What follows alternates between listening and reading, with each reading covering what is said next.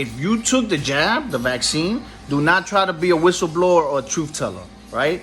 Because they put something in the vaccine that goes straight to your third eye and it'll shut you down. That's why you saw people passing out in football fields and basketball courts as news reporters, because they were shutting people down that were being rebellious backstage or in the locker room or whatnot. So do not try to speak up because they will shut you down. Because past 2020, which was when everything started, they knew that people were going to start having a mass awakening. People were going to have 2020 third eye vision, and the veil was going to be lifted, and they were going to see the truth about everything that's going on.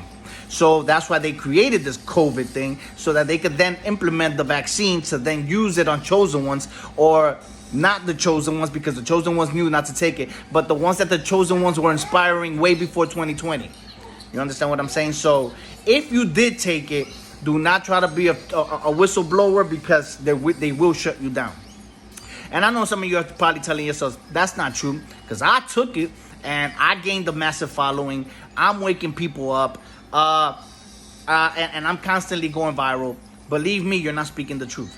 And correct me if I'm wrong, you're probably telling others that Jesus is still coming back to save you, that the story wasn't allegorical. You believe that 144,000 people live in this world and they're going to try to be the heroes that are going to save us. Instead, not knowing that 1 + 4 + 4 = 9, and it's a frequency number. It's the number of consciousness. That's why Jesus said, cast your boats, cast your nets to the right side of the boats, and they caught 153 fish. What he meant was, use the right hemisphere of the brain, which is the creative side of the brain, and that's how they caught 153 fish. 1 + 5 + 3 = 9.